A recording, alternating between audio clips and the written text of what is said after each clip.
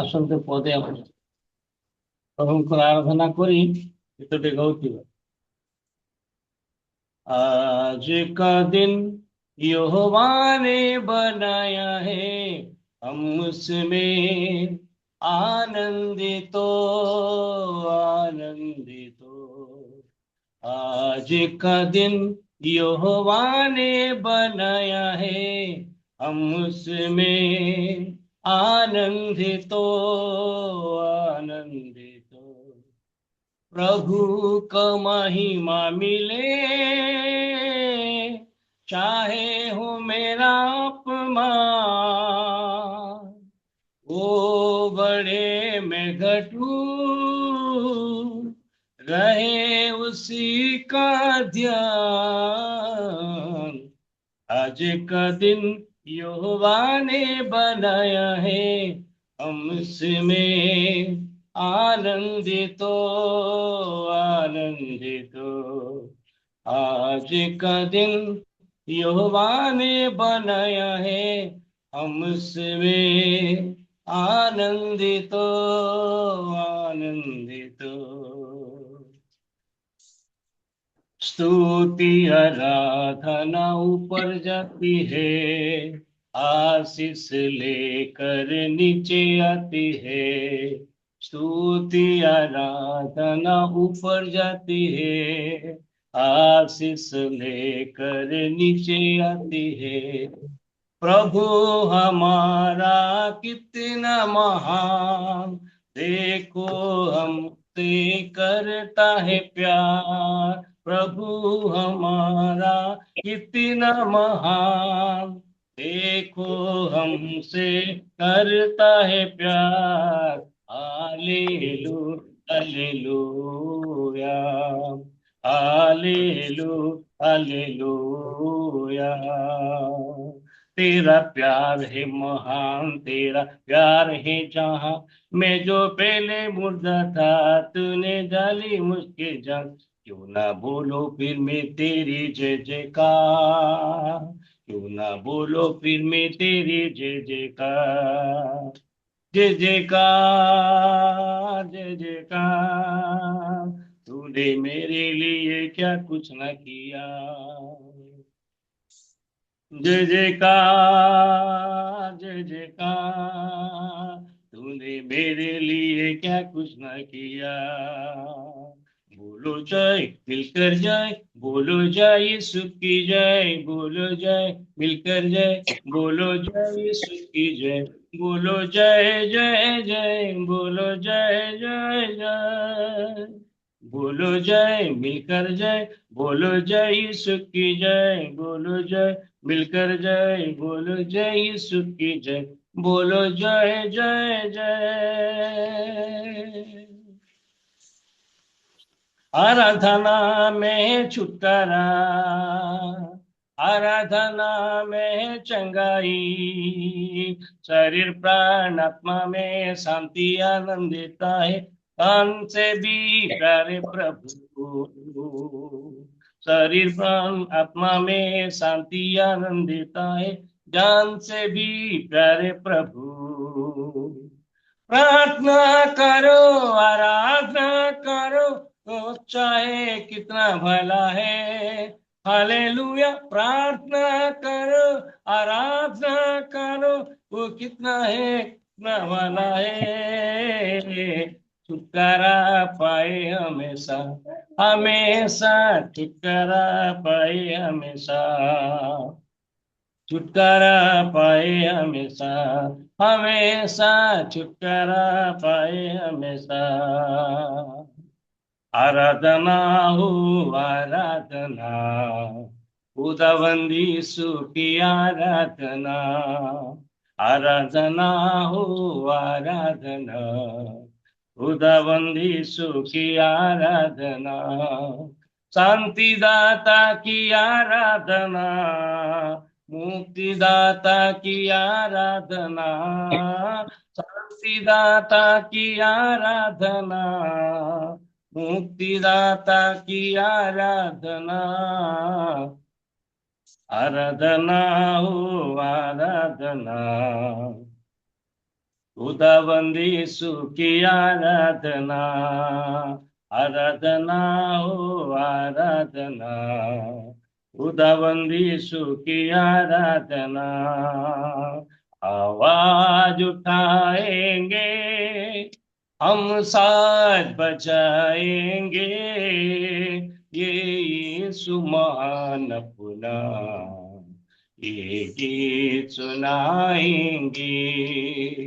आवाज उठाएंगे, हम साथ बजाएंगे, ये यीशु महान अपना, ये गीत सुनाएंगे।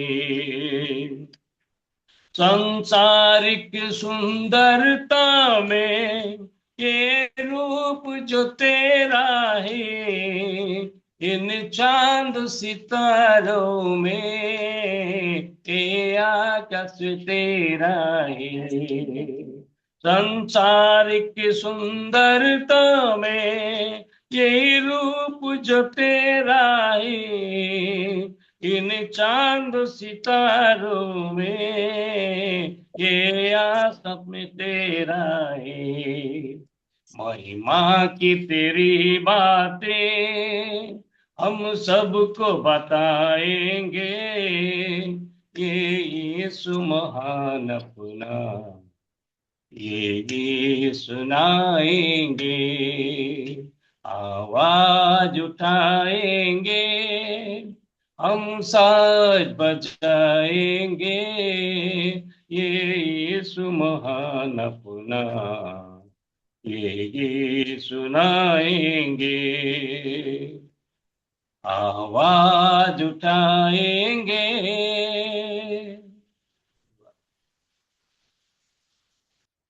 ଆଜ୍ଞା ଆସିନାହାନ୍ତି ଚାଲୁ।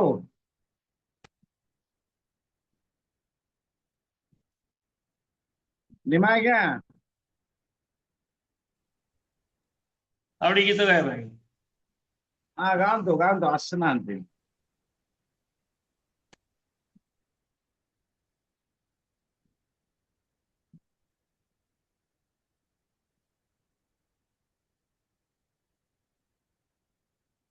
करता हूं मैं तेरी चिंता, तू क्यों चिंता करता है।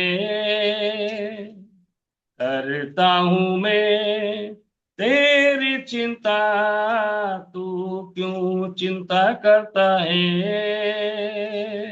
आंसू की आटियों में हाथ न छोड़ूंगा तेरा। करता हूं मैं तेरी चिंता, तू क्यों चिंता करता है। आंसू की आटियों में हाथ न छोड़ूंगा तेरा। करता हूं मैं तेरी चिंता, तू क्यों चिंता करता है। मेरी महिमा तू देखेगा, खुद को मेरे हाथों में दे दे। मेरी महिमा तू देखेगा, खुद को मेरे हाथों में दे दे। मेरी शक्ति में तुझको देता हूँ, चलाऊंगा हर दिन इस जहां में। मेरी शक्ति में तुझको देता हूँ, चलाऊंगा हर दिन तुझकी कृपा में। करता हूँ मैं तेरी चिंता, तू क्यों चिंता करता है। करता हूं मैं तेरे चिंता, तू क्यों चिंता करता है। आंसू की आटियों में हाथ न छोड़ूंगा तेरा। आंसू की आटियों में हाथ न छोड़ूंगा तेरा। करता हूँ मैं तेरी चिंता, तू क्यों चिंता करता है।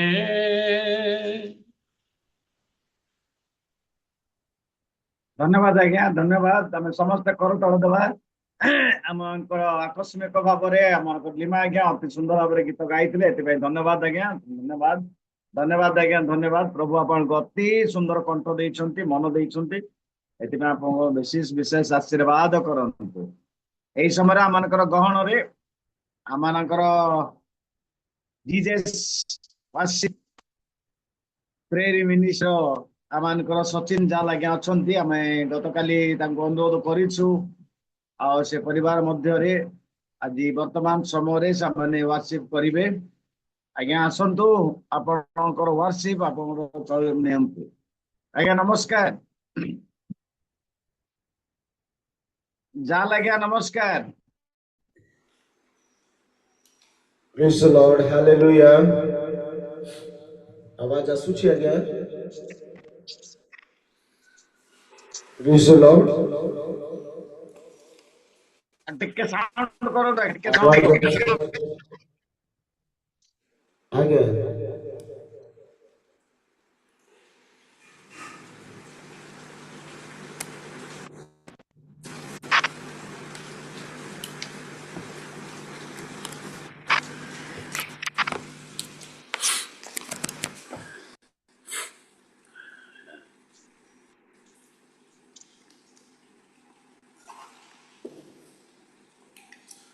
Praise the Lord.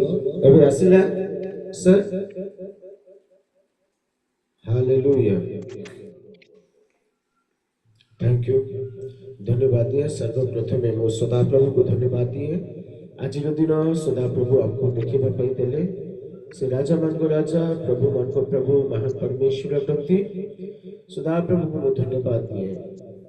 Actually sir मते फोन करथिले इआडे वर्षा बेसी बिजली बेसी मारुछि, सेति पाई जानी पाड़िले नहीं, सेति पाई क्षमा मांगे।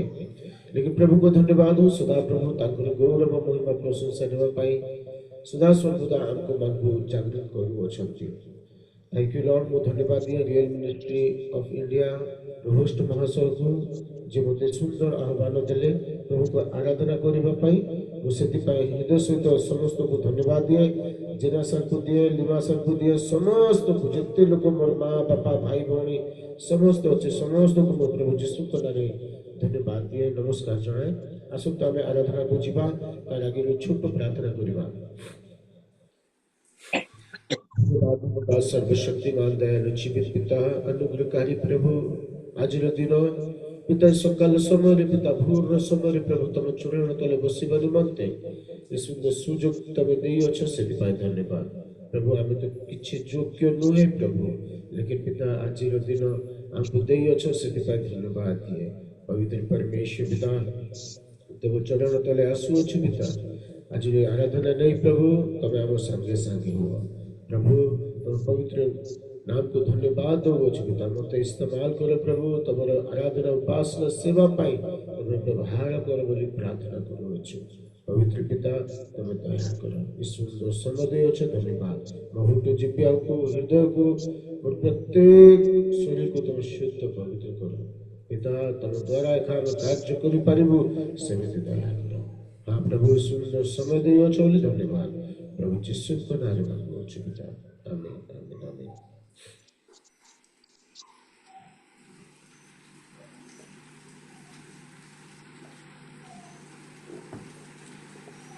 आसंतु आमे गोटे गीत गाई सदा प्रभु को गौरव महिमा करबा।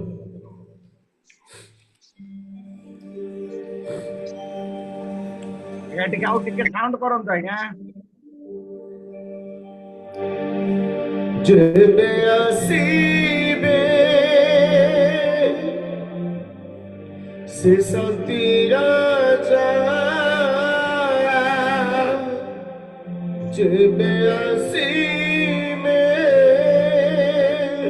से शांति राजा,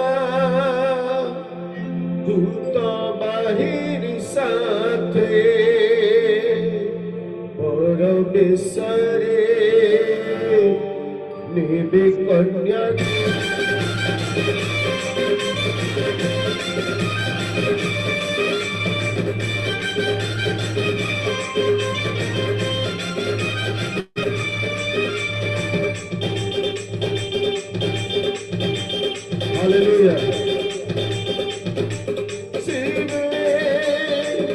से सती राजा जेबे आसीबे से सती राजा दूत बाहिनी साथे परमेश्वर निबे कन्या तांको घरते परमेश्वर निबे कन्या तांको घरते जेबे आसीबे से सती राजा जेबे आसीबे से सती राजा दूत बाहिनी साथे परमेश्वर निबे कन्या तांको घरते परमेश्वर निबे कन्या तांको घरते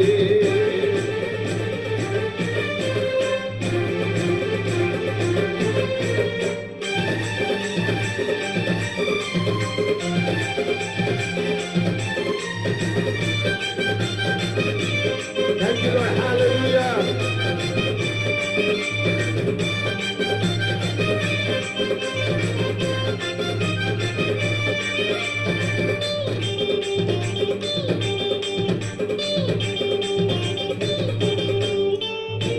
Ulibajibo, Oranachibo, Opibo, Obanogiri, Opibo, Obanogiri. धन्यवाद प्रभु तुम गौरव महिमा हो भूमि बाजीब घोड़ा नाचिब कपिब अमानगिरी कपिब अमानगिरी जेते आओ अतोरा धरे निरा चल आसीबे ताको निरा धरे आसीबे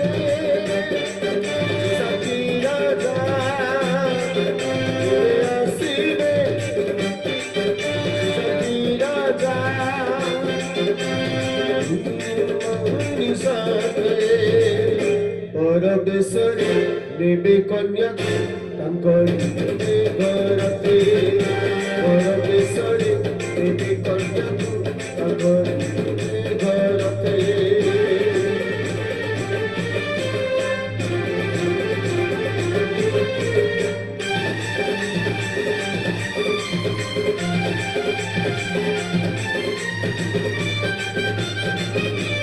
हालेलुया धन्यवाद प्रभु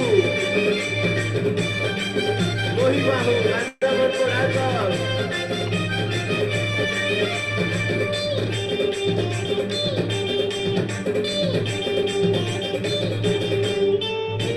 আজি আসছি শুভ আহ্বান আসি হুয়া মাওনা মারে আসি হুয়া মাওনা মারে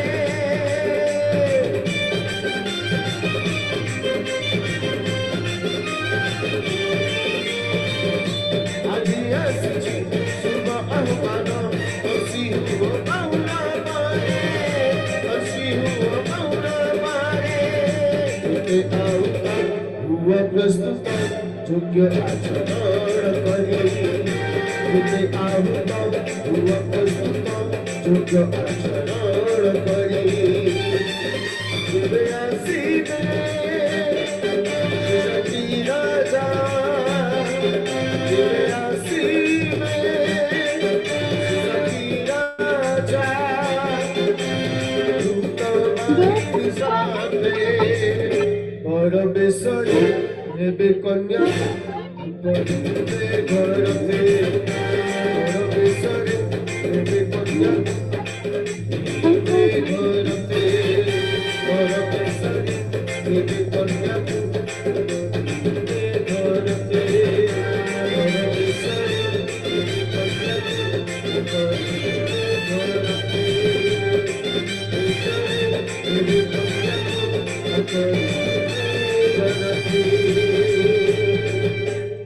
Thank you, Lord. Hallelujah.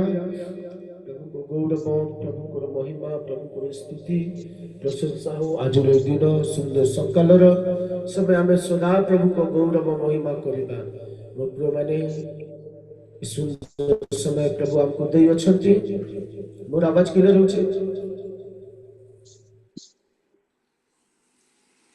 और आवाज क्लियर अच्छी sir praise the lord hallelujah प्रभु को गौरव महिमा हो आसंत गोटी गीत गाई आम सदा प्रभु को प्रशंसा करिबा ताको ना को सदा सर्वदा उठाइबा hallelujah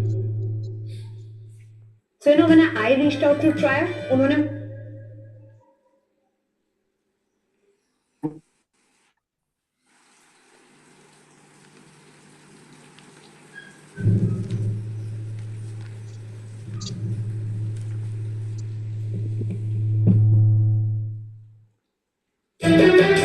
Praise the Lord. Hallelujah.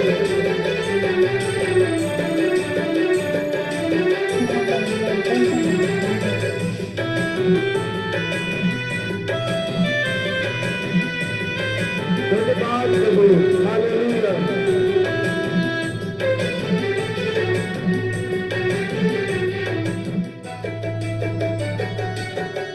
Thank you Lord करी दया करी मोते प्रभु दयारे को पाए छुसकू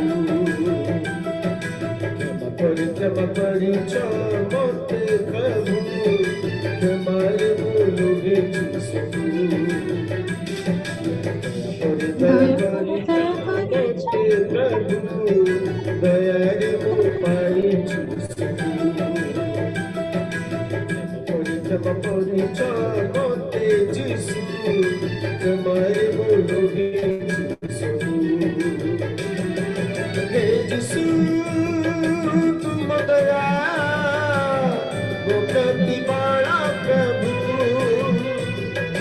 हे जिसू तुम दया वो प्रतिपाला प्रभु प्रतिपाला प्रभु राजा प्रतिपाला प्रभु दया करी मोते प्रभु दया रे मो पाई छुसकू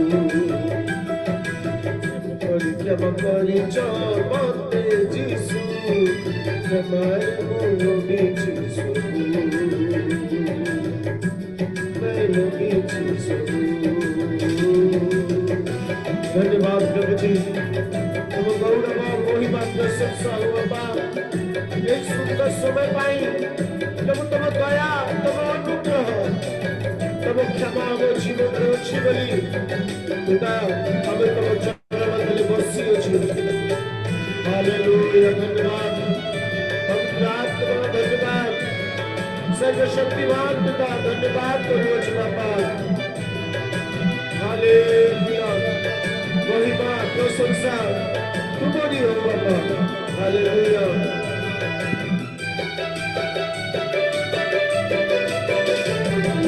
भक्ति मूर्ति तुम दया भक्ति मुआरिया जब तुझ तुम करुणा मरी न के बेउला हाँ प्रभु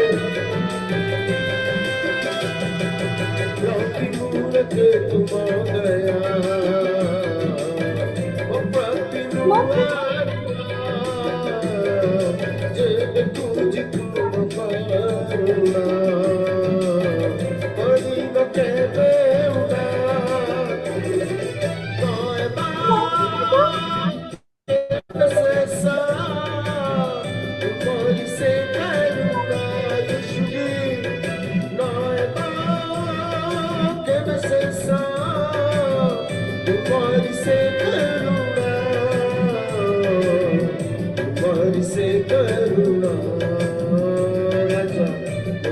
सदा दया करी मोते प्रभु दया पाई छुसकू क्षमा करी मोते जिसू क्षमा बोलोगे छुसकू क्षमा बोलोगे छुसकू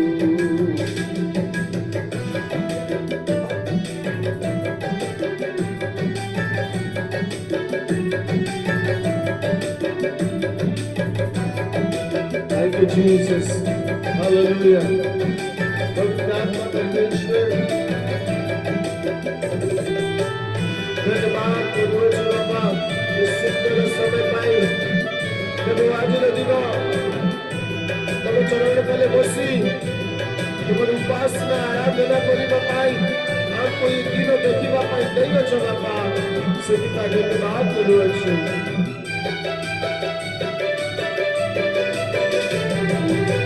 तुमरी मंगल उदया वो सांगे नीति तुमरी अमृत आशीष वो प्रति सदा प्रभु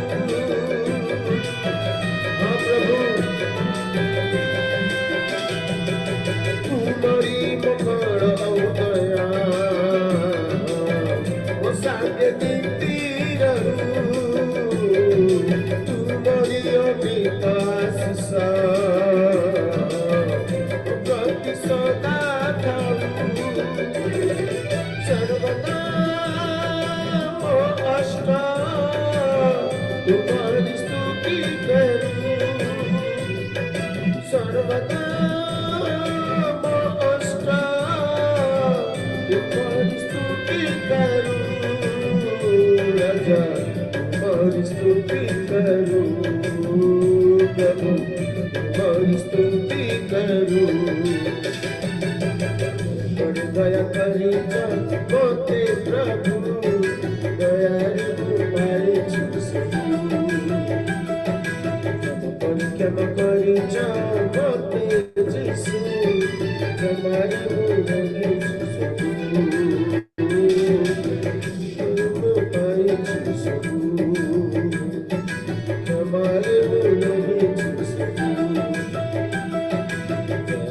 दया करी मोते प्रभु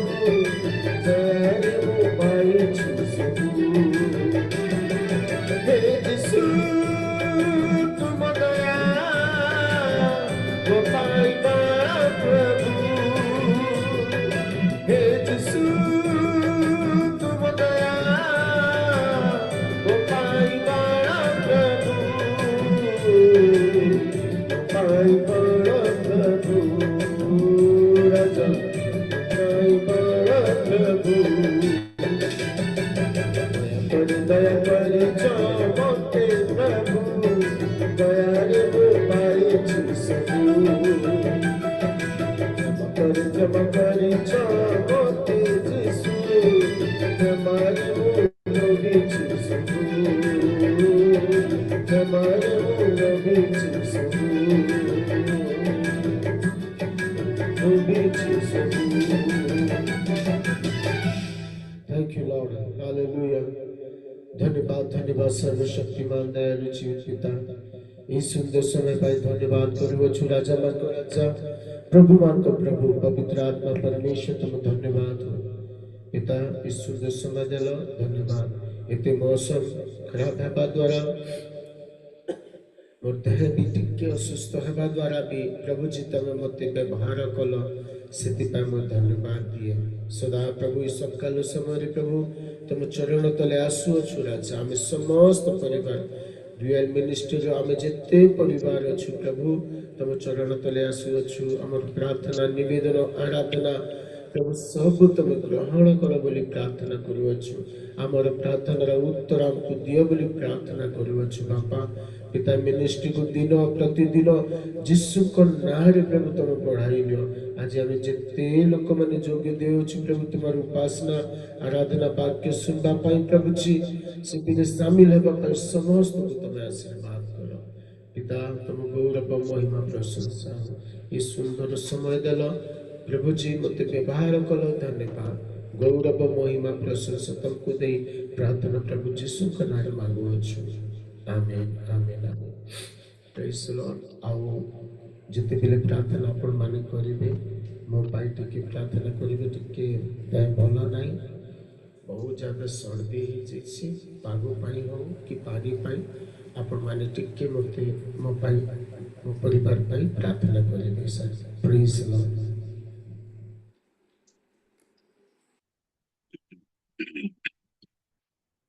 ହଁ ଧନ୍ୟବାଦ ଆଜ୍ଞା, ଅତି ସୁନ୍ଦର ଭାବରେ ଆସିଲେ ଆଉ ଆରାଧନା ସ୍ତୁତି ପ୍ରଶଂସା କଲେ। ଅତି ମଧୁର କଣ୍ଠ ପ୍ରଭୁ ଦେଇ ଅଛନ୍ତି। ପ୍ରଭୁ ଆଶୀର୍ବାଦ କରନ୍ତୁ ଆପଣଙ୍କ ସେବା କାର୍ଯ୍ୟ, ଆପଣଙ୍କ ପରିବାର ଆଉ ଆପଣଙ୍କର ଯୋଉ କଣ୍ଠ ଦେଇ ଅଛନ୍ତି ଆଗାମୀ ସମୟରେ ପ୍ରଭୁଙ୍କର ଗୌରବ ପ୍ରଶଂସା କରିବାକୁ ପାରିବେ।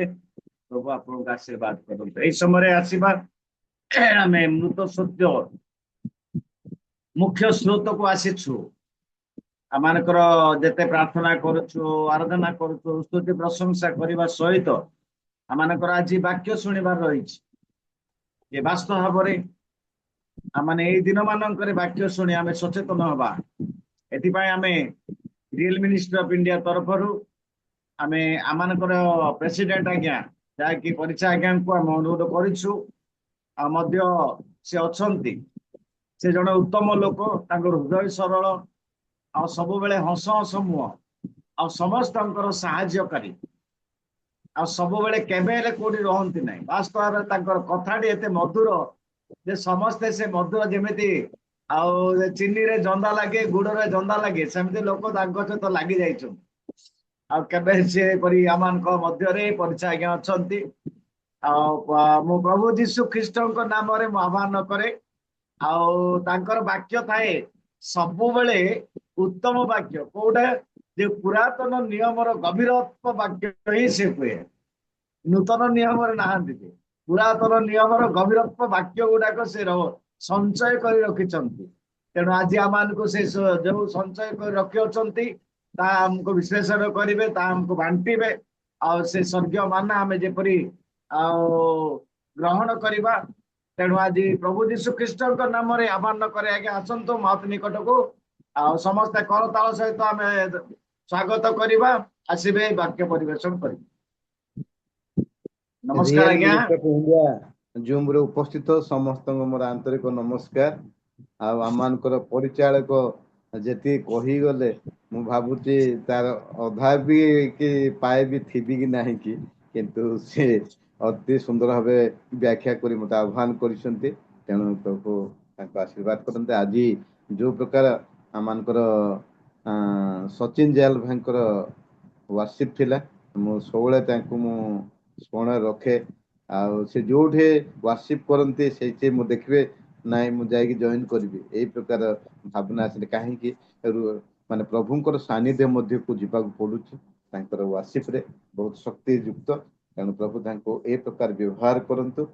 ଆଉ ଯାହା ହଉ ମତେ କାଲି ଫୋନ କଲେ, ଆମର ମନେ ପକେଇଦେଲେ ଆମର ଜେନା ଆଜ୍ଞା।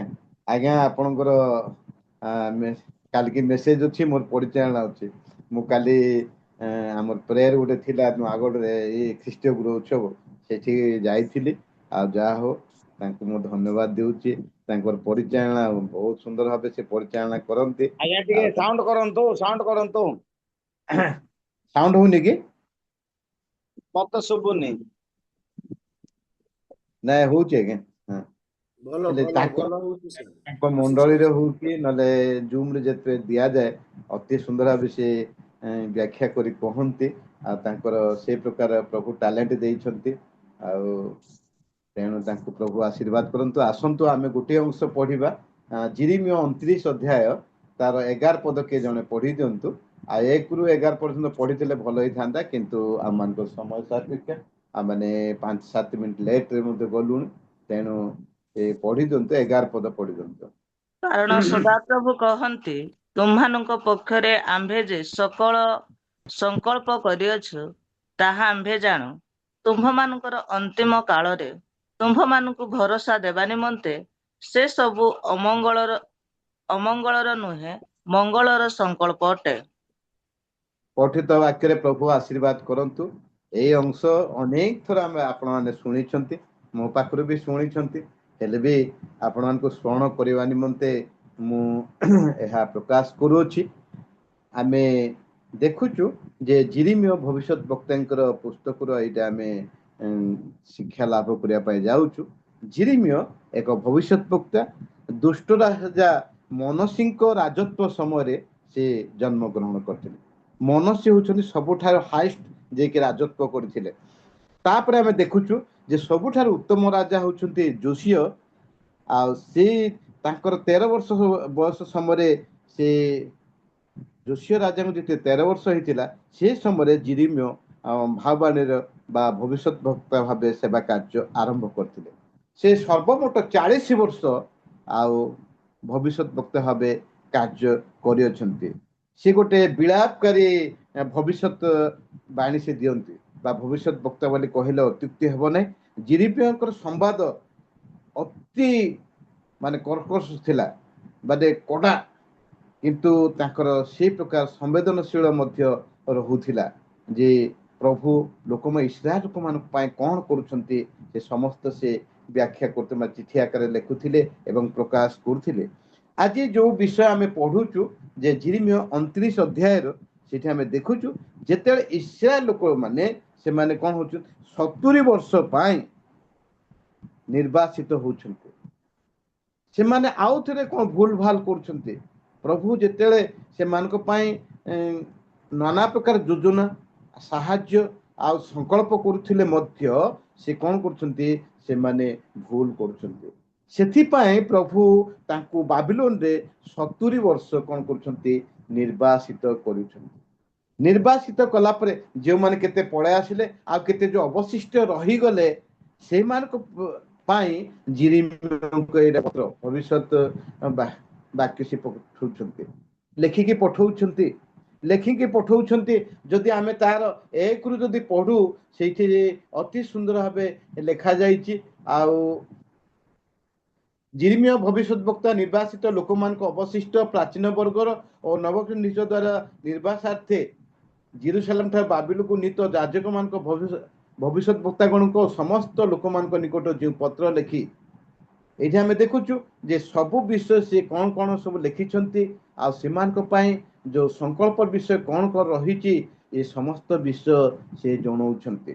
ତେଣୁ 11 ପଦରେ ଆମେ ଦେଖୁଛୁ ଯେ କାରଣ ସଦାପ୍ରଭୁ କହନ୍ତି ତୁମାନଙ୍କ ପକ୍ଷରେ ଆମେ ଯେ ସଂକଳ୍ପ କରିଅଛୁ ତାହା ଆମ୍ଭେ ଜାଣୁ। ତୁମମାନଙ୍କର ଅନ୍ତିମ କାଳରେ ତୁମମାନଙ୍କର ଭରସା ଦେବା ନିମନ୍ତେ ସେ ସବୁ ଅମଙ୍ଗଳର ନୁହେଁ ମଙ୍ଗଳର ସଂକଳ୍ପ। ପ୍ରଭୁ ସେମାନେ ନିର୍ବାସିତ ହେଇଛନ୍ତି। ନିର୍ବାସିତ ଲୋକମାନଙ୍କ ନିମନ୍ତେ ପ୍ରଭୁ ଗୋଟେ କଥା କହୁଛନ୍ତି ଯେ ଆମେ ତୁମମାନଙ୍କ ନିମନ୍ତେ ଗୋଟେ ସଂକଳ୍ପ କରିଅଛୁ, ତୁମମାନଙ୍କ ନିମନ୍ତେ ଏକ ସଂକଳ୍ପ କରିଅଛୁ। ଯେଉଁ ସଂକଳ୍ପ କରିଅଛୁ ସେଇଟା ଅମଙ୍ଗଳ ସଂକଳ୍ପ ନୁହେଁ ମଙ୍ଗଳର ସଂକଳ୍ପ। ପ୍ରଭୁ ଆମମାନଙ୍କୁ ଯଦି ଆମମାନଙ୍କର ପାପ ପାଇଁ କି ଆମମାନଙ୍କର ସମୟ ଆମମାନଙ୍କୁ ସେ ଦଣ୍ଡିତ କରନ୍ତି। ଏଇଠି ଦେଖୁଛି ଇସ୍ରାଏଲମାନଙ୍କୁ ନିର୍ବାସିତ କରିଦେଲେ 70 ବର୍ଷ ପାଇଁ। ସେ ନିଜର ଲୋକ ମନୋନୀତ ଜାତି ହେଇଥିବାରୁ ସେମାନଙ୍କ ପାଇଁ ସେ କ'ଣ କରୁଛନ୍ତି, ସଂକଳ୍ପ କରୁଛନ୍ତି। ତେଣୁ ସେ ନିଜେ କହୁଛନ୍ତି ଯେ ତୁମମାନଙ୍କ ନିମନ୍ତେ କାରଣ ସଦାପ୍ରଭୁ ତୁମମାନଙ୍କ ପକ୍ଷରେ ଆମେ ଯେ ସଂକଳ୍ପ କରିଅଛୁ ତାହା ଆମ୍ଭେ ଜାଣୁ। ତୁମମାନଙ୍କ ଅନ୍ତିମ କାଳରେ ତୁମମାନଙ୍କର ଭରସା ଦେବା ନିମନ୍ତେ ସେ ସବୁ ଅମଙ୍ଗଳର ନୁହେଁ ମଙ୍ଗଳର ସଂକଳ୍ପ। ପ୍ରଭୁ ଆମମାନଙ୍କ ପାଇଁ ସବୁବେଳେ ମଙ୍ଗଳର ସଂକଳ୍ପ କରୁଛନ୍ତି। ପ୍ରଭୁ ଆମମାନଙ୍କ ଜୀବନରେ ଅନେକ ମଙ୍ଗଳ ସଂକଳ୍ପ କରୁଅଛନ୍ତି।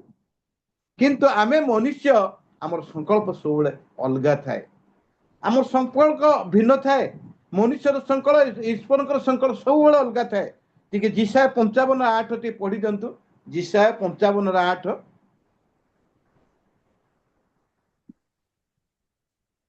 ଯେହେତୁ ସଦାପ୍ରଭୁ କହନ୍ତି ଆମ୍ଭର ସଂକଳ୍ପ ସକଳ ତୁମ୍ଭମାନଙ୍କର ସଂକଳ୍ପ ପରି ନୁହେଁ, କିମ୍ବା ତୁମ୍ଭମାନଙ୍କର ମାର୍ଗ ସକଳ ଆମ୍ଭର ମାର୍ଗ ପରି ନୁହେଁ। ଆମମାନଙ୍କ ପରମେଶ୍ୱର କହୁଛନ୍ତି ଆମର ସଂକଳ୍ପ ତୁମମାନଙ୍କ ସଂକଳ୍ପ ପରି ନୁହେଁ। ତୁମର ମାର୍ଗ ଯେମିତି ମୋର ମାର୍ଗ ସେମିତି ନାହିଁ। ତାଙ୍କର ସଂକଳ୍ପ ସବୁବେଳେ ପାଇଁ ଉତ୍ତମ ଆମମାନଙ୍କ ପାଇଁ। ତାଙ୍କେ ଯୋଉ ସଂକଳ୍ପ କରନ୍ତି ଅମଙ୍ଗଳ ସଂକଳ୍ପ କେବେ କରନ୍ତି ନାହିଁ, ମଙ୍ଗଳ ସଂକଳ୍ପ କରନ୍ତି। ଆଉ ଇସ୍ରାଏଲ ଲୋକମାନଙ୍କୁ ନିର୍ବାସିତ କରିଛନ୍ତି 70 ବର୍ଷ ପାଇଁ, ହେଲେ ମଧ୍ୟ ତାଙ୍କର ପାଇଁ ଏକ ମଙ୍ଗଳ ସଂକଳ୍ପ ସେ ରଖିଛନ୍ତି। ତେଣୁ ଆମ୍ଭେ ଜାଣୁ ତୁମମାନଙ୍କ ପାଇଁ ଅମଙ୍ଗଳର ସଂକଳ୍ପ ନୁହେଁ ମଙ୍ଗଳର ସଂକଳ୍ପ କରିଛନ୍ତି। ଆମେ ଦୁଇଟି ସଂକଳ୍ପ ଦେଖିବା ଯେ ମନୁଷ୍ୟମାନଙ୍କ ପାଇଁ ମନୁଷ୍ୟର ସଂକଳ୍ପ କ'ଣ ଆଉ ଈଶ୍ୱରଙ୍କର ସଂକଳ୍ପ କ'ଣ। ପ୍ରଥମେ ମନୁଷ୍ୟମାନଙ୍କର ସଂକଳ୍ପ ଆମେ କେମିତି, ଆମର ସଂକଳ୍ପ ସବୁବେଳେ କେମିତି ମନ୍ଦ ଥାଏ ତା ଉପରେ ଟିକେ ଚିନ୍ତା କରିବା। ଯେ ଆମେ ମନୁଷ୍ୟ ହିସାବରେ ଯେବେ ସଂକଳ୍ପ କରୁ ସବୁ କାର୍ଯ୍ୟ ମନ୍ଦ ଆଡ଼କୁ ଯାଇଥାଏ, କିନ୍ତୁ ପ୍ରଭୁଙ୍କର ସଂକଳ୍ପ ସବୁବେଳେ ଆମ ପାଇଁ ଉତ୍ତମତା ଥାଏ। ଯେ ଯୋହନ 13:2 ପଢି ଦିଅନ୍ତୁ, ଆମେ ଦେଖିବା ସେଠି ଗୋଟେ ସୁନ୍ଦର ସଂକଳ୍ପ ଜଣେ କରୁଛନ୍ତି, ତା ଉପରେ ଟିକେ ଚିନ୍ତା କରିବା ଯେ ମନୁଷ୍ୟର ଆଉ ସଂକଳ୍ପ କେମିତି। ହଁ, ଆଉ ରାତ୍ରି ଭୋଜ ସମୟରେ ଯେତେବେଳେ ଶୈତାନ ସିମୋନର ପୁତ୍ର ଇସ୍କରିତୀୟ ଜିହୁଦାର ହୃଦୟରେ ଯୀଶୁଙ୍କୁ ଶତ୍ରୁ ହସ୍ତରେ ସମର୍ପଣ କରିବା ନିମନ୍ତେ ସଂକଳ୍ପ ଜାତ କରି ସାରିଥିଲା। ଏଇଠି ଆମେ ଦେଖୁଛୁ ଯେ ତାଙ୍କ ହୃଦୟ ମଧ୍ୟରେ ସଂକଳ୍ପ ଜାତ କରିଥିଲା। କାହାର? ଇସ୍କାରିତ ଜିହୁଦା। କାହାକୁ ଧରେଇ ଦେବା ନିମନ୍ତେ? ଯୀଶୁଙ୍କୁ ଧରେଇ ଦେବା ନିମନ୍ତେ। ସିଏ ଯୀଶୁଙ୍କ ପାଖରେ 3.5 ବର୍ଷ ରହିଛନ୍ତି। ସେ ଜଣେ ବାରବା ଗୋଷ୍ଠୀର ଲୋକ ଥିଲେ, କିନ୍ତୁ ତାଙ୍କୁ ଯୀଶୁ କଣ କରୁଛନ୍ତି? ଆହ୍ୱାନ କରୁଛନ୍ତି। ସେ 12 ଜଣ ଶିଷ୍ୟ ମଧ୍ୟରେ ଜଣେ ଶିଷ୍ୟ, 12 ଜଣ ଶିଷ୍ୟ ମଧ୍ୟରେ ତାଙ୍କୁ କୋଷାଧ୍ୟକ୍ଷ ବି କରାଯାଇଛି। ଏହି ପ୍ରକାର ବ୍ୟକ୍ତି ତାଙ୍କର ଥିଲେ ସିଏ। କିନ୍ତୁ ସେ କଣ କରୁଛନ୍ତି? ଗୋଟେ 30ଟା ରୌପ୍ୟ ମୁଦ୍ରା ନିମନ୍ତେ ଗୋଟେ ସଂକଳ୍ପ କରୁଛନ୍ତି। କଣ? ଯୀଶୁଙ୍କୁ ଧରେଇ ଦେବାନି। ଦେଖୁଛୁ ଆମେ ଯେ ଏଇଠି କରୁଛନ୍ତି କଣ? ଯୋହନ ରାତ୍ରି ଭୋଜ ସମୟରେ ଯେତେବେଳେ ଶୈତାନ ସିମୋନ ଇସ୍କରିତୀୟ ଜିହୁଦାର ହୃଦୟରେ ଯୀଶୁଙ୍କୁ ଶତ୍ରୁ ହସ୍ତରେ ସମର୍ପଣ କରିବା ନିମନ୍ତେ ସଂକଳ୍ପ ଜାତ କରିଥିଲେ। ଦେଖନ୍ତୁ ତାଙ୍କ ହୃଦୟରେ ସଂକଳ୍ପ ଜାତ ହେଇଛି। ଆରେ ଯେ ତାଙ୍କ ସହିତ ମିଶି ଖାଉଥିଲା, ମିଶି ରହୁଥିଲା, ମିଶି ବୁଲୁଥିଲା, ତାଙ୍କୁ ଗୋଟେ ପଦବୀ ଦିଆଯାଇଛି ଯେ 12 ଜଣ ଶିଷ୍ୟ ଭିତରେ ଗୋଟେ ତାଙ୍କୁ କୋଷାଧ୍ୟକ୍ଷ ପଦବୀ ଦିଆଯାଇଛି। ଏଇ ପ୍ରକାର ପଦବୀରେ ଥିଲେ ମଧ୍ୟ ତାଙ୍କ ମନ ଭିତରେ ଏ ଲୋଭ ପାଇଁ ଗୋଟେ ସଂକଳ୍ପ ଜାତ ହଉଛି ଯେ 30 କୋଟି ରୂପେ ମଧ୍ୟରେ ତାଙ୍କୁ ବିକ୍ରି କରିଦେବି। ତାଙ୍କ ସହିତ ଡିଲିଂ କରୁଛନ୍ତି ଯେ ମତେ କେତେ ଦେବ କୁହ, ମୁଁ ତାଙ୍କୁ ଧରେଇଦେବି। ଦେଖ ତାଙ୍କ ଭିତରେ ଗୋଟେ ସଂକଳ୍ପ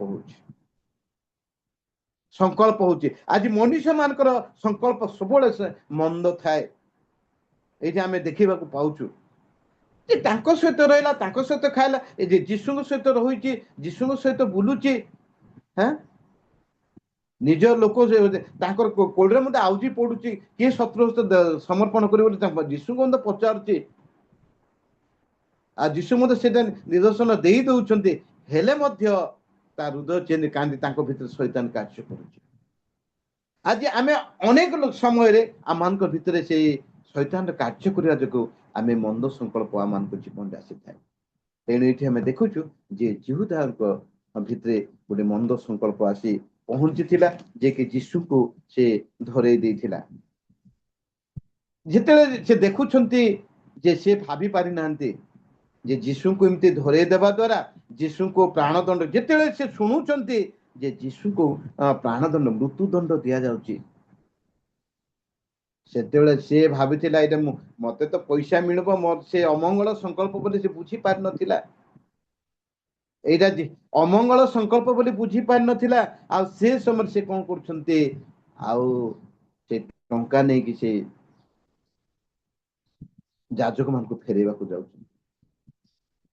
ଯାଜକମାନେ ନେଉଛନ୍ତି, ସେ ମନ୍ଦିର ନିଜେ ଫାଶୀ ହେଇଯାଉଛନ୍ତି।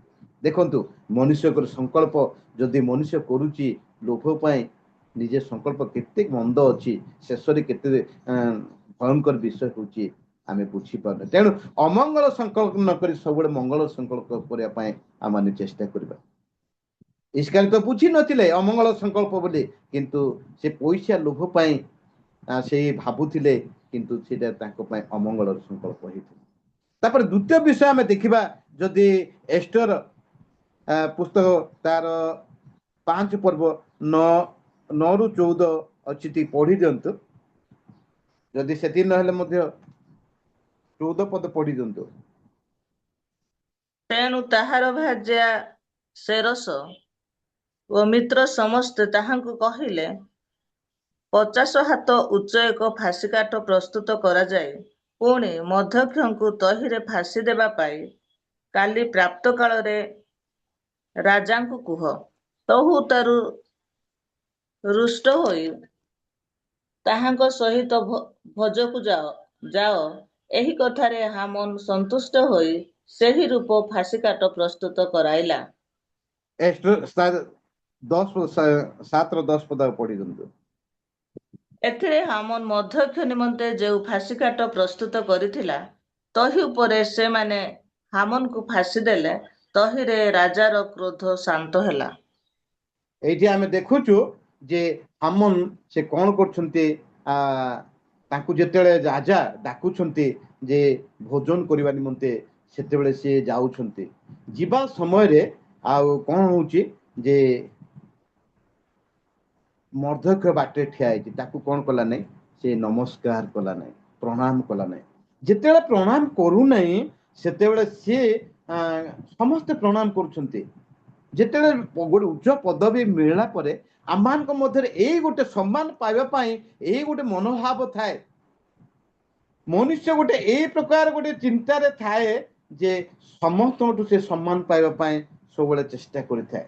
ଏଇଠି ଆମେ ଦେଖୁଛୁ ଯେ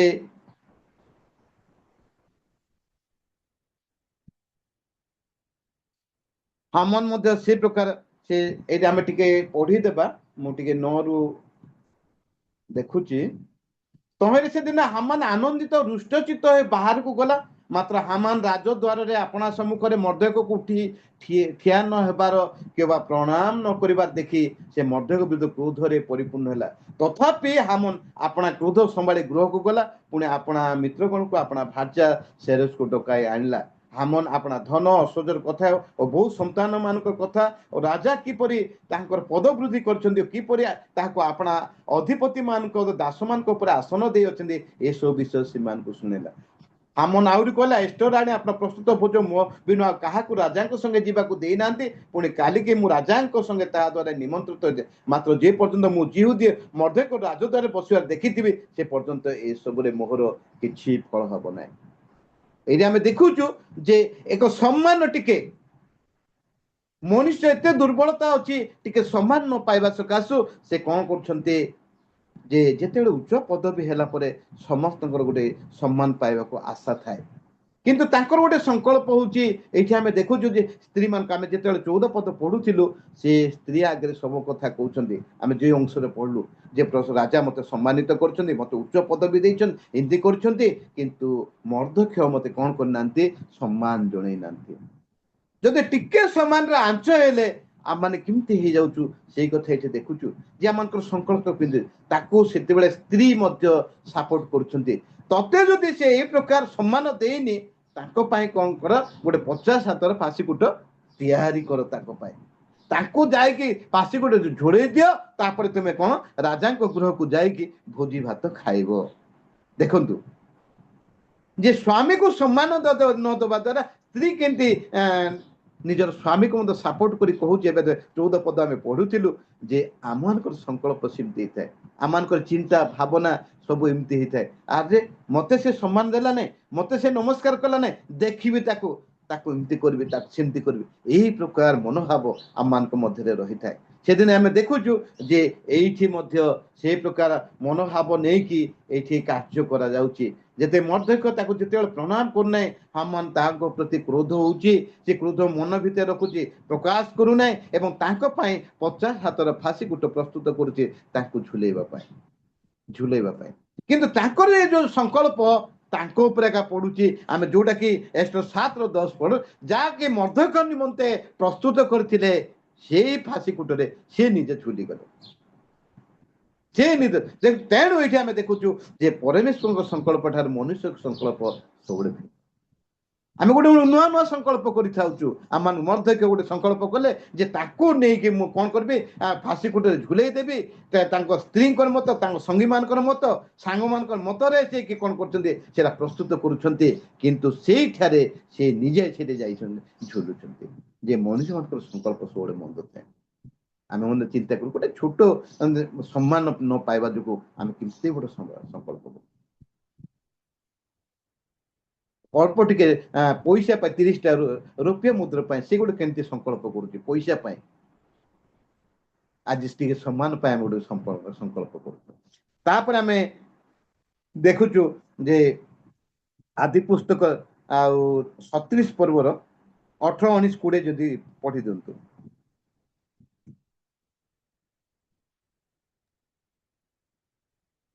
ସେମାନେ ତାହାଙ୍କୁ ଦୂରରୁ ଦେଖିଲେ, ପୁଣି ସେ ସେମାନଙ୍କ ନିକଟରେ ପହଞ୍ଚିଥିବା ପୂର୍ବେ ସେମାନେ ତାଙ୍କୁ ବଧ କରିବା ପାଇଁ ମନ୍ତ୍ରଣା କଲେ। ଆଉ ସେମାନେ ଏକ ଆରେକକୁ କହିଲେ, ଏହି ଦେଖ, ସ୍ୱପ୍ନ ଦର୍ଶକ ମହାଶୟ ଆସୁଅଛନ୍ତି। ଧନ୍ୟବାଦ। ଏଇଠି ଆମେ ଦେଖୁଛୁ ଯେ ସେମାନେ ତାହାକୁ ଦୂରରୁ ଦେଖିଲେ, ପୁଣି ସେମାନଙ୍କ ନିକଟରେ ପହଞ୍ଚିବା ପରେ ସେମାନେ ତାହାକୁ ବଧ କରିବା ପାଇଁ ମନ୍ତ୍ରଣା କଲେ। ନିଜ ଭାଇମାନେ, ଯିଏକି ସମସ୍ତଙ୍କର 11 ନମ୍ବର ଭାଇ,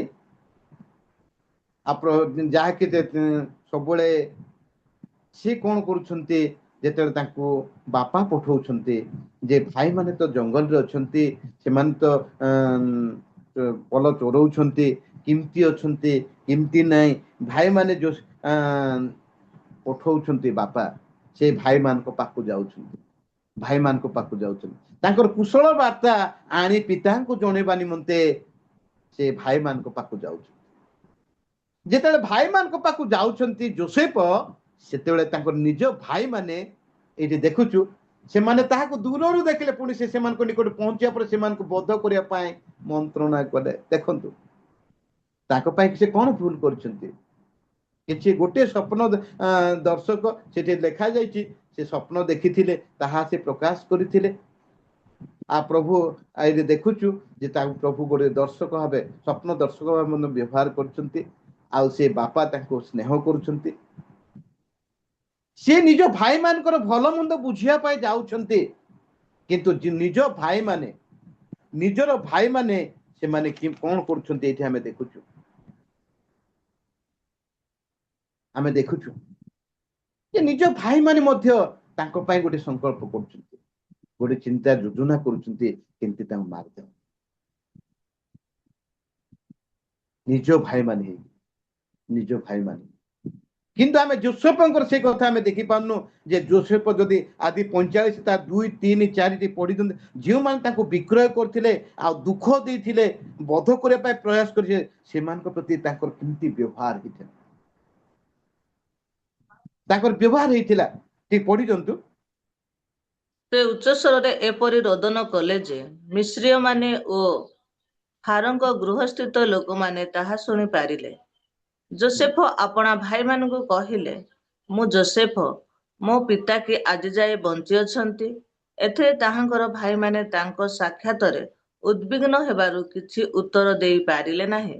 ଅନନ୍ତର ଯୋସେଫ ଆପଣା ଭାଇମାନଙ୍କୁ କହିଲେ, ବିନୟ କରୁଅଛି, ମୋ ପାଖକୁ ଆସ। ତହିଁରେ ସେମାନେ ପାଖକୁ ଯାଆନ୍ତେ ସେ କହିଲେ, ମୁଁ ତୁମ୍ଭମାନଙ୍କର ଭାଇ ଯୋସେଫ, ଯାହାଙ୍କୁ ତୁମ୍ଭେମାନେ ମିଶରଗାମୀ ଲୋକମାନଙ୍କୁ ବିକ୍ରୟ କରିଥିଲ। ଧନ୍ୟବାଦ।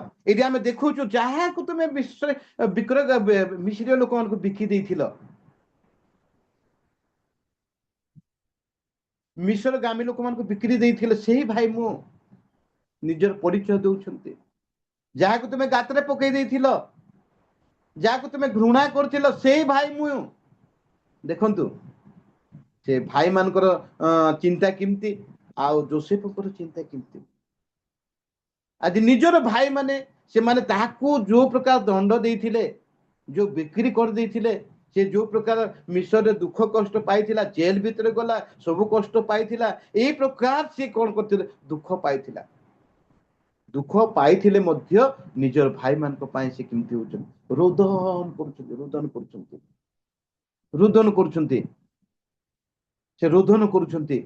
ଦେଖନ୍ତୁ ନିଜ ଭାଇମାନେ ତାଙ୍କୁ ବିକ୍ରି କରିଦେଇଛନ୍ତି, ଗାତରେ ପକେଇ ଦେଇଛନ୍ତି, ମିଶ୍ରୀ ଲୋକମାନଙ୍କୁ ବିକ୍ରି କରିଦେଲେ। ସେ ଯାଇକି ରହୁଛନ୍ତି ପୋଟିଫର ଘରେ, ଯାଇକି ରହିଲେ, ସେଠୁ ଜେଲକୁ ଯାଉଛନ୍ତି।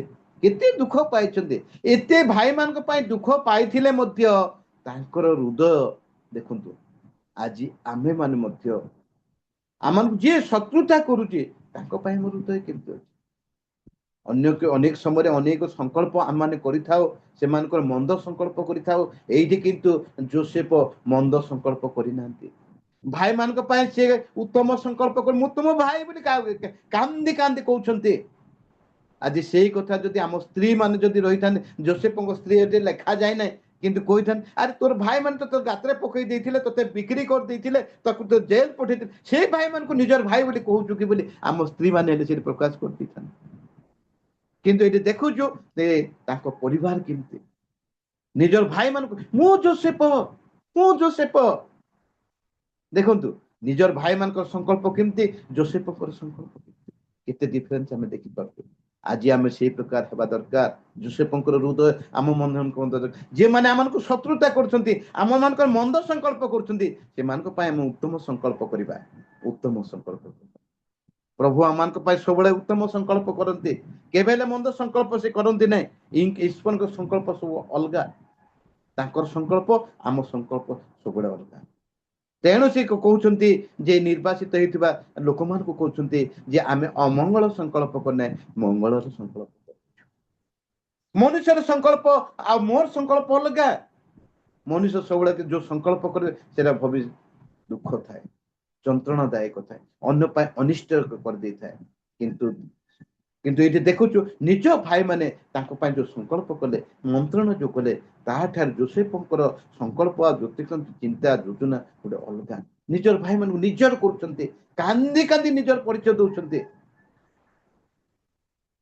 ଆମେ ତ ସେମିତି କରୁଥିବା ଲୋକ ପାଖକୁ କିଏ ପିଣ୍ଡାରୁ ଆଗ ଘୋଡି ପକେଇବାକୁ ଯାହା ଆମର ଭାଷାରେ ଆମେ କହିଲା ପିଣ୍ଡାରୁ ଆଗ ଘୋଡି ପକେଇବା ପଡୁ।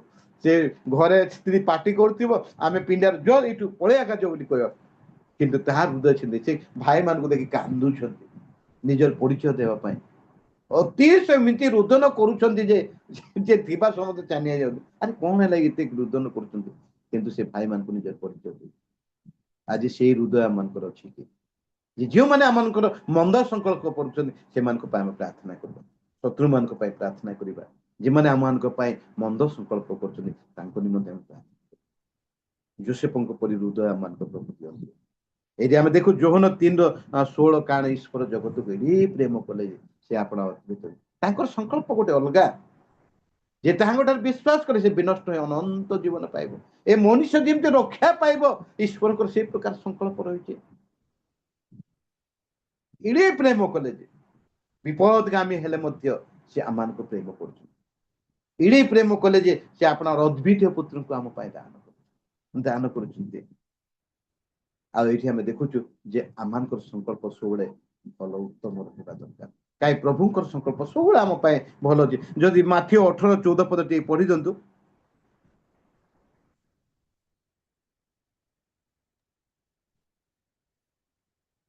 ସେହି ପ୍ରକାରେ ଏହି କ୍ଷୁଦ୍ରମାନଙ୍କ ମଧ୍ୟରୁ ଯେ ଗୋଟିଏ ବିନଷ୍ଟ ହୁଏ, ଏହା ତୁମ୍ଭମାନଙ୍କର ସ୍ୱର୍ଗସ୍ଥ ପିତାଙ୍କର ଇଚ୍ଛା ନୁହେଁ।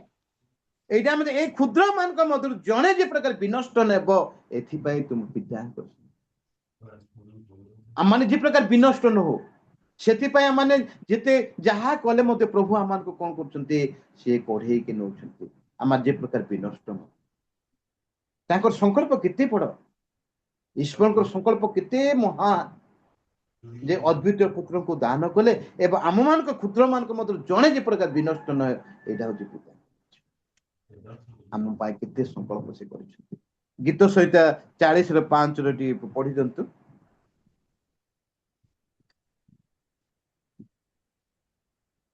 ହେ ସଦାପ୍ରଭୁ ମୋ ପରମେଶ୍ୱର, ତୁମ୍ଭର କୃତ ଆଶ୍ଚର୍ଯ୍ୟ କର୍ମ ଓ ଆମ୍ଭମାନଙ୍କ ପକ୍ଷରେ ତୁମ୍ଭର ସଂକଳ୍ପ ଅନେକ, ତାହା ସବୁ ତୁମ୍ଭ ସାକ୍ଷାତରେ ସଜା ଯାଇ ନପାରେ। এইটা ଆମେ ଦେଖୁଛୁ ତୁମର ସଂକଳ୍ପ ଅନେକ, ଆମମାନଙ୍କ ଜୀବନରେ ଅନେକ ସଂକଳ୍ପ ସେ କରିଛନ୍ତି, ଆମମାନଙ୍କ ପାଇଁ ଅନେକ ସୁବିଧା କରିଛନ୍ତି, ଅନୁଗ୍ରହ କରିଛନ୍ତି, ଦୟା ଦେଖେଇଛନ୍ତି। ତାକୁ ଆମେ ସଜା ଦେଇ ଆମେ ଯଦି ଗୋଟେ ଗୋଟେ ଗୋଟେ ଗୋଟେ କରି ଯଦି ପିଲାରୁ ଆମମାନଙ୍କ ପାଇଁ ଯୋଉ ସବୁ ମଙ୍ଗଳ କରିଛନ୍ତି, ଯୋଉ ଯୋଉ ସଂକଳ୍ପ ଆମ ପାଇଁ କରିଛନ୍ତି, ତାକୁ ଯଦି ସଜେଇ ସଜେଇ ଯିବା, ମନେ ପକେଇ ପକେଇ ଯିବା, ଆମ ପାଇଁ କେଡ଼େ ମହାନ ମହାନ କାର୍ଯ୍ୟ କରିଛନ୍ତି। ତାଙ୍କର ସଂକଳ୍ପ ଆମ ପାଇଁ ସବୁବେଳେ ଅମଙ୍ଗଳ ସଂକଳ୍ପ ନାହିଁ, ମଙ୍ଗଳ ସଂକଳ୍ପ ହିଁ ତାଙ୍କର ସବୁବେଳେ ମଙ୍ଗଳର ସଂକଳ୍ପ ତାଙ୍କର ଥାଏ। ଗୀତ 139:17 ଟିକେ ପଢି ଦିଅନ୍ତୁ।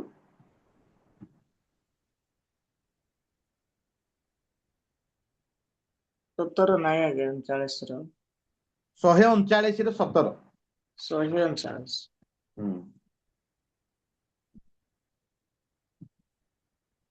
ହେ ପରମେଶ୍ୱର, ଆହୁରି ତୁମ୍ଭର ସଂକଳ୍ପ ସକଳ ମୋ ପ୍ରତି କିପରି ବହୁମୂଲ୍ୟ, ତହିଁର ସଂଖ୍ୟା କିପରି ଅଧିକ।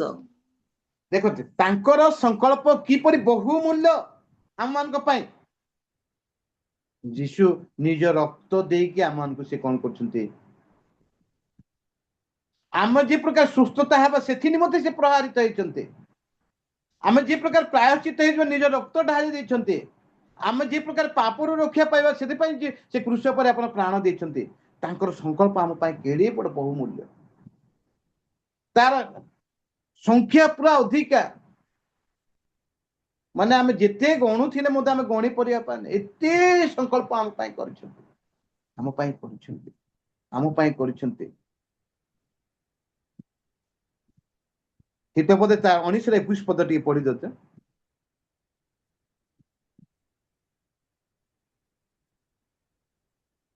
ମନୁଷ୍ୟର ମନରେ ନାନା ସଂକଳ୍ପ ଥାଏ, ମାତ୍ର ସଦାପ୍ରଭୁଙ୍କ ମନ୍ତ୍ରଣା ସ୍ଥିର ହେବ। এইটি দেখুଛୁ ଆମେ ଅନେକ ସଂକଳ୍ପ, ମନୁଷ୍ୟ ଭାବେ ଆମେ ଅନେକ ସଂକଳ୍ପ କରୁଛୁ, କିନ୍ତୁ ସଦାପ୍ରଭୁଙ୍କର ସଂକଳ୍ପ ସବୁବେଳେ ସ୍ଥିର। ଆମମାନଙ୍କ ପାଇଁ କେମିତି ତାଙ୍କର ସଂକଳ୍ପ ଅଛି, ଆମମାନଙ୍କ ପାଇଁ କେମିତି ସେ ଯୋଜନା ପ୍ରସ୍ତୁତ କରୁଛନ୍ତି, ସବୁବେଳେ ଆମେ ମନେ ରଖିବା ଯେ ତାଙ୍କର ସଂକଳ୍ପକୁ, ତାଙ୍କର ଇଚ୍ଛାକୁ ଆମେ ସବୁବେଳେ ଲୋଡ଼ିବା, ତାଙ୍କର ଇଚ୍ଛାକୁ ଆମେ ଲୋଡ଼ିବା। ତାଙ୍କର ସେ ଆମ ପାଇଁ କଣ ସଂକଳ୍ପ ରଖେ, ନିଜର ସଂକଳ୍ପକୁ ଆମେ ସବୁବେଳେ ନ ଦେଖି ତାଙ୍କର ସଂକଳ୍ପକୁ ଦେଖିବା। ଯେ ମନୁଷ୍ୟ ମନରେ ନାନା ପ୍ରକାର ସଂକଳ୍ପ ଥାଏ, ଆମ ମନ ଭିତରେ ଅନେକ ସଂକଳ୍ପ ଥାଏ, କିନ୍ତୁ ପ୍ରଭୁଙ୍କର ସଂକଳ୍ପ ସ୍ଥିର, ତାଙ୍କର ସବୁବେଳେ ସ୍ଥିର ଥାଏ। ତେଣୁ ତାଙ୍କର ସଂକଳ୍ପ ଆମ ପାଇଁ କଣ ଅଛି, ତାଙ୍କର ଇଚ୍ଛା ଆମ ପାଇଁ କଣ ଅଛି, ଆମମାନଙ୍କୁ କଣ କେମିତି ବ୍ୟବହାର କରିବା ପାଇଁ ଅଛି, ସେ ତାଙ୍କର ଇଚ୍ଛାକୁ ଆମେ ଦେଖିବାକୁ ପଡିବ, ତାଙ୍କର ସଂକଳ୍ପକୁ ଆମେ ଦେଖିବାକୁ ପଡିବ। ଆମର ସଂକଳ୍ପ ଅନେକ ସଂକଳ୍ପ ଆମ ଜୀବନରେ ଅଛି। ମନୁଷ୍ୟର ସଂକଳ୍ପ ଏମିତି କରିବି, ସେମିତି କରିବି, ଏମିତି ହେବି, ସେମିତି ନାନା ପ୍ରକାର ଚିନ୍ତା, ନାନା ପ୍ରକାର ସଂକଳ୍ପ ଆମେ କରିଥାଉ।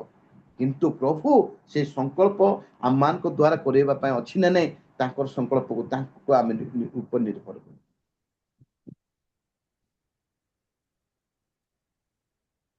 ଆମେ ଅନ୍ୟ ଲୋକ ଯେ ପ୍ରକାର ଆମଠାରୁ ବଳିଷ୍ଠ ନ ହବ, ସେଥିପାଇଁ ଆମ ମନ ଭିତରେ ସଂକଳ୍ପ ଆସିଥାଏ। ସେ ମୋଠୁ କେମିତି, ମୋଠୁ ଏତେ ବଡ ହେଇଗଲା କି, ଏତେ ସୁବିଧା ହେଇଗଲା କି, ସେ କେମିତି ଆଉ ଟିକେ ଡାଉନ ହେଇଯିବ, ତଳକୁ ମୋ ଠାରୁ ତଳକୁ ହେଇଯିବ, ଏଇ ସଂକଳ୍ପ ଆମେ ସବୁବେଳେ ନେଇଥାଉ ଆମମାନଙ୍କର ଏଇ ମନୁଷ୍ୟ ହିସାବରେ। କିନ୍ତୁ ପ୍ରଭୁ ଆମମାନଙ୍କୁ ପାପରୁ ଯେ ପ୍ରକାର ଏମାନେ ରକ୍ଷା କରି ପାଇବେ, ଆଉ ସମସ୍ତେ ଯେ ପ୍ରକାର ସ୍ୱର୍ଗକୁ ଯିବେ ତାଙ୍କର ସଂକଳ୍ପ, ସମସ୍ତେ ଯେ ପ୍ରକାର ପାପରୁ ରକ୍ଷା ପାଇବେ, ଆଉ ସମସ୍ତେ ଯେ ପ୍ରକାର ସ୍ୱର୍ଗକୁ ଯିବେ, ଆଉ ସେମାନେ ଆଉ ଏଠି ଦେଖୁଛୁ ଯେ ପ୍ରକାର ତାଙ୍କର ଦ୍ୱିତୀୟ ଆଗମନ ସମସ୍ତେ ରୂପାନ୍ତରିତ ହେଇକି ଯେ ପ୍ରକାର ସେମାନେ ମଧ୍ୟ ଆକାଶ, ସେଥିପାଇଁ ମଧ୍ୟ ତାଙ୍କର ସଂକଳ୍ପ ରହିଛି। ପ୍ରଭୁ ଆମମାନଙ୍କ ପାଇଁ କେତେ ସଂକଳ୍ପ କରୁଛୁ, ଆମେ ଯୋଉ ସଂକଳ୍ପ କରୁଛୁ ସେଟା ଲୋକଙ୍କ ଦୃଷ୍ଟିରେ, ପ୍ରଭୁଙ୍କ ଦୃଷ୍ଟିରେ ଉତ୍ତମ କି, ଉତ୍ତମ କି। ଯୋସେଫ ଭାଇମାନଙ୍କ ପ୍ରତି ଯୋଉ ଉତ୍ତମତା ଦେଖେଇଥିଲେ, ଆମମାନଙ୍କ ମଧ୍ୟ ସେଇ ପ୍ରକାର ରହିବା ଆବଶ୍ୟକତା ଅଛି, ଆବଶ୍ୟକତା। ପ୍ରଭୁ ଆମମାନଙ୍କ ଅନେକ ଯୋଜନା କରୁଛନ୍ତି, ଅନେକ ସଂକଳ୍ପ କରୁଛନ୍ତି ଯେ ଆମମାନେ କିନ୍ତୁ ପାପରୁ ଉଦ୍ଧାର ପାଇବା, ରକ୍ଷା ପାଇବା, ସ୍ୱର୍ଗକୁ ଯିବା। ସେ ରୂପାନ୍ତରିତ ହେଇ ତାଙ୍କ ନିକଟବର୍ତ୍ତୀ କେତେ ସଂକଳ୍ପ କରିକି ଏକମାତ୍ର ପୁତ୍ରକୁ ସେ ପଠେଇଛନ୍ତି ଆମମାନଙ୍କ ନିମନ୍ତେ। ହେଲେ ଆମର ସଂକଳ୍ପ ଏ ଅନେକ କରିକି ଏଇ ସଂକଳ୍ପ ଯଦି ଅମଙ୍ଗଳ ଲୋକମାନଙ୍କ ପାଇଁ ହୁଏ, ତାହେଲେ ଆମେ ଗୋଟେ ଖ୍ରୀଷ୍ଟ ପ୍ରଭୁଙ୍କର ଲୋକ ହେଇପାରିବା। ପ୍ରଭୁଙ୍କ ଲୋକ ହେବା ପାଇଁ ହେଲେ, ତାଙ୍କ ନିଜର ଲୋକ ହେବା ପାଇଁ ହେଲେ ଆମର ସଂକଳ୍ପ ମଧ୍ୟ ମଙ୍ଗଳର ସଂକଳ୍ପ ହେବା ଦରକାର, ଏବଂ ପ୍ରଭୁଙ୍କର ସଂକଳ୍ପକୁ ଆମେ ଅପେକ୍ଷା କରି ତାଙ୍କର ସଂକଳ୍ପ ଅନୁସାରେ ଆମେ ଚାଲିତ ହେବା ଆବଶ୍ୟକତା। ଯଦି ତାଙ୍କର ସଂକଳ୍ପକୁ ନ ଦେଖି ନିଜ ସଂକଳ୍ପ, ଜିହୁଦା ଭଳିଆ ଆମମାନଙ୍କର କଣ ହେବ, ସେ ଚିନ୍ତା କରିନଥିଲେ ଯେ ଯୀଶୁକୁ କ୍ରୁଶରେ ଯୀଶୁକୁ ନେଇ ଧରେଇ ଦେଲା ପରେ ଆଉ ସେ କଣ କରିବେ, ତାର ସେ ତାକୁ ଛାଡିଦେବେ, ଏଇ ଚିନ୍ତା ସେ ରହିଥିଲା ଜିହୁଦା ମଧ୍ୟରେ। ଯୀଶୁଙ୍କୁ କ୍ରୁଶରେ ହତ କରିଦେବେ ବୋଲି ସେ ଚିନ୍ତା କରିନି, ସେ ଚିନ୍ତା କରିଥାନ୍ତା ଯୀଶୁଙ୍କୁ କ୍ରୁଶରେ କିଏ ଜଣେ କରିଥାନ୍ତେ କି ନଥିଲେ, କିନ୍ତୁ ସେ ସଂକଳ୍ପ କରୁଛନ୍ତି ଯୀଶୁଙ୍କୁ ଧରେଇ ଦେବା ନାହିଁ, କିନ୍ତୁ ଦେଖୁଛନ୍ତି ଯେ ତାଙ୍କୁ କଣ ହେଇଛନ୍ତି, କ୍ରୁଶରେ ଚଢା। ନା ମାନେ ସେ ହାମନି ଟେ ଭାବି ପାରୁନି ଯେ ଏଇ ଫାଶୀ ଖୁଟ କରେଇଦେବା ଦ୍ୱାରା ଆଉ କଣ ହେଇଯିବ, ଆଉ ସେ ମଧ୍ୟକକୁ ଦିଆଯିବ, କିନ୍ତୁ ସେ ଭାବି ପାରୁନି ସେ ଦିନେ ସେ ମୁହାଁକେ ସେ ଫାଶୀ ଖୁଟରେ ଝୁଲିବେ, ସେଇଟା ସେ ଭାବି ପାରୁନି। କିନ୍ତୁ ତା ସ୍ତ୍ରୀ କଥା ଶୁଣିକି ତାଙ୍କୁ କଣ କରୁଛନ୍ତି, ସେ ଯାଇକି ଫାଶୀ ଖୁଟ ପ୍ରସ୍ତୁତ କରୁଛନ୍ତି, 50 ହାତରେ ଏତେ ଉଚ୍ଚା କରି କରୁଛନ୍ତି, ଯେମିତିକି ସମସ୍ତେ ଲୋକ ଦେଖିବେ ଯେ ଅମକ ଲୋକ ଫାଶୀ ଦିଆଯାଇଛି, ମାତ୍ର ସେଠି ଯାଇ ସେ ନିଜେ ଯାଇ ଝୁଲୁଛନ୍ତି। ଭାଇମାନେ ଯେତେବେଳେ ତାଙ୍କ ପାଇଁ ମନ୍ଦ ସଂକଳ୍ପ କରୁଛନ୍ତି, କିନ୍ତୁ ପ୍ରଭୁ ତାଙ୍କ ପାଇଁ ମଙ୍ଗଳର ସଂକଳ୍ପ କରୁଛନ୍ତି, ମଙ୍ଗଳର ସଂକଳ୍ପ କରୁଛନ୍ତି। ସେମାନେ ତାଙ୍କ ଭାଇ ପାଇଁ କିନ୍ତୁ ତାଙ୍କେ ଯେ ଯୋଉ ସମୟ ଦୁର୍ଭିକ୍ଷ ପଡା ସେତେବେଳେ ତାଙ୍କର ଆଗ ଶରଣ ସେମାନେ ନେଇପାରୁଛନ୍ତି। ତେଣୁ ଆଜି ଆମେ ଯୋଉ ସଂକଳ୍ପ କରିବା ଯେ କି ଲୋକଙ୍କ ପାଇଁ ଅମଙ୍ଗଳ ନୁହେଁ। ତେଣୁ ପ୍ରଭୁ କହୁଛନ୍ତି ମୁଁ ତୁମମାନଙ୍କ ଅମଙ୍ଗଳ ସଂକଳ୍ପ କରୁନାହିଁ, ମଙ୍ଗଳର ସଂକଳ୍ପ କରୁଛି। ଆଉ ଇସ୍ରାଏଲ ଲୋକମାନଙ୍କୁ ଯିଏ କହୁଛନ୍ତି ନିର୍ବାସିତ କରିଦେଲେ, କିନ୍ତୁ ସେ ନିର୍ବାସିତ ହେଉଥିଲେ ମଧ୍ୟ ସେମାନଙ୍କ ପାଇଁ ସେ କଣ କରୁଛନ୍ତି, ଅମଙ୍ଗଳ ସଂକଳ୍ପ ନ କରି ମଙ୍ଗଳର ସଂକଳ୍ପ କରୁଛନ୍ତି। ଆଜି ଆମମାନେ ମଧ୍ୟ ଦୁଃଖ ଆସେ, ଜଣଙ୍କ ଦ୍ୱାରା ଆମେ କଷ୍ଟ ଅନୁଭବ କରୁ, ଜଣେ ଆମେ ତାଡ଼ନା ଦଉ, ଯଦି ଯାହା ଦୁଃଖ ପାଇଲେ ମଧ୍ୟ ତାଙ୍କ ପାଇଁ ଆମେ କଣ କରିବା, ମଙ୍ଗଳର ସଂକଳ୍ପ କରିବା। ପ୍ରଭୁ ଏ ସଂକ୍ଷିପ୍ତ ବାକ୍ୟରେ ଆଶୀର୍ବାଦ କରନ୍ତୁ ସମସ୍ତଙ୍କୁ। ନମସ୍କାର।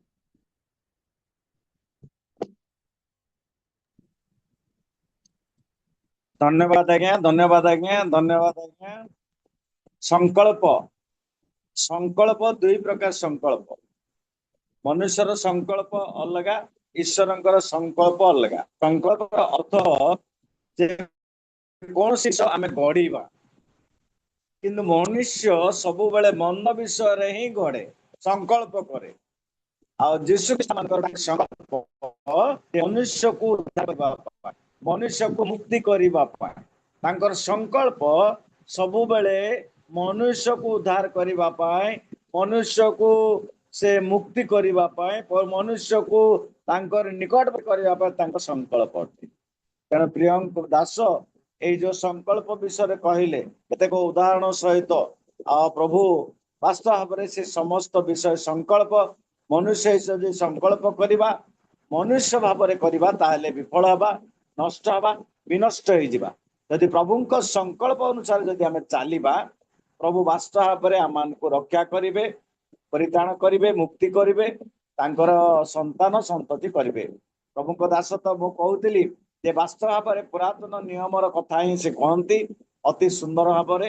ଗୀତ ସଂହିତାରୁ ଅନ୍ୟାନ୍ୟ ଶାସ୍ତ୍ରାଂଶରୁ ସେ ଅତି ସୁନ୍ଦର ଭାବରେ କହନ୍ତି। ତାଙ୍କର ଶୈଳୀ, ତାଙ୍କର ହାତ ହଲା, ତାଙ୍କର କଥା ମଧ୍ୟ ବହୁତ ସୁନ୍ଦର ଲାଗେ। ତେଣୁ ପ୍ରଭୁ ଆଶୀର୍ବାଦ କରନ୍ତୁ, ଆଗାମୀ ଦିନ ମାନଙ୍କରେ ଏହିପରି ଆସନ୍ତୁ ପ୍ରେସିଡେଣ୍ଟ ସାର୍, ଆଉ ଆମମାନଙ୍କୁ ଏହିପରି ସୁନ୍ଦର ବାକ୍ୟ ଦିଅନ୍ତୁ। ଆସନ୍ତୁ ଆମେ ପ୍ରାର୍ଥନା କରିବା, ଶେଷ ଆଶୀଷ ବିଜ୍ଞା ନେବା। କୌଣସି ଯଦି